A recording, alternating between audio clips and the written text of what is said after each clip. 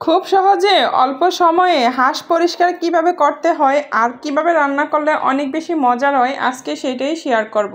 চলো আমার টিপসটা পাওয়ার জন্য অবশ্যই সাথে থাকো। আশা করি ভালো লাগবে আমার ভিডিওটা। হ্যালো এভরিওয়ান, আসসালামু আলাইকুম। কেমন আছেন আপনারা সবাই? আশা করি সকলে অনেক ভালো আছেন। আলহামদুলিল্লাহ, আল্লাহর রহমতে আমিও বেশ ভালো আছি। তো চলো আমি কিভাবে রান্না করব সেটা তোমাদের সাথে শেয়ার করি, আর কিভাবে এটাকে আমি পরিষ্কার করেছি সেটা কিছুক্ষণ পরেই তোমাদেরকে বলতেছি। আজকে পেঁয়াজ কাটা দিয়ে রান্নাটা হবে, তো পেঁয়াজ কুচি দিয়ে দিয়েছি কিছুটা, দিয়ে তারপরে ব্রাউন কালার করে নিলাম। আর এখানে আমি একটু পেঁয়াজ বাটাও দিয়ে দিলাম। আদা রসুন তো অবশ্যই মাস্ট লাগবেই সেখানে, আর টমেটোর যদি পেস্ট দেওয়া যায় একটু তাহলে তো দিলে ভালো, না দিলেও সমস্যা নেই। তো আমি যেহেতু সবসময় করে রাখি এজন্য আমি দিই। আমার কাছে দিলে না একটু বেশি টেস্টি লাগে আর বেশি মজার হয়। আর কাঁচামরিচ এটার তো তুলনাই হয় না, এটার যে একটা ফ্লেভার আসে যা অসাধারণ। এখন মশলাটাকে একটু ভালো করে তেলের মধ্যে কষিয়ে নিয়ে তারপরে এখানে আমি হলুদ গুঁড়ো, মরিচ গুঁড়ো, জিরের গুঁড়ো, ধনিয়ার গুঁড়ো, লবণ স্বাদ মতো দিতে হবে।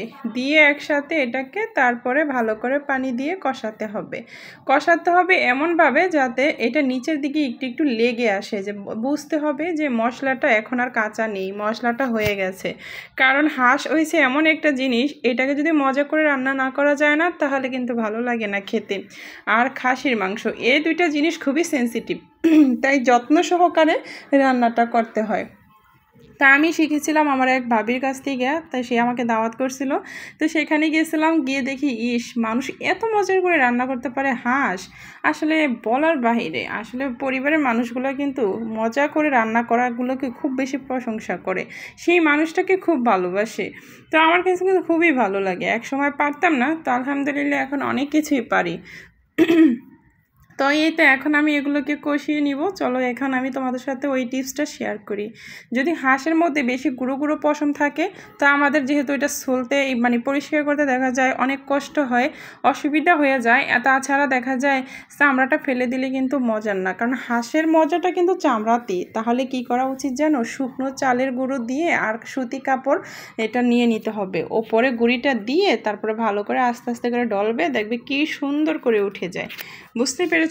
তো আমি কিন্তু আজকে কাঁঠালের বিচি দিয়ে কিন্তু এই মাংসটা রান্না করতেছি। অল্প কিছু কাঁঠালের বিচি দিছি, তো এইটার সাথে কিন্তু এই হাঁসের মাংসটা খুবই মজার হয়েছে। আর এখানে আমি রান্নাটা করছি, এত মজা হয়েছে আমি বলে বুঝাতে পারবো না। তো সবাইকে দাওয়াত রইল, অবশ্যই আমার সাথে থাকবে। সাথে ছিল চাউলের আটার রুটি, সেগুলো তো আর দেখাই নেই তোমাদেরকে, তো অল্প কিছু দেখালাম। খুবই ভালো লাগছে। কেমন লেগেছে আমার ভিডিওটা অবশ্যই কমেন্ট করে জানাবে। আল্লাহ হাফেজ, সবাই ভালো থেকে।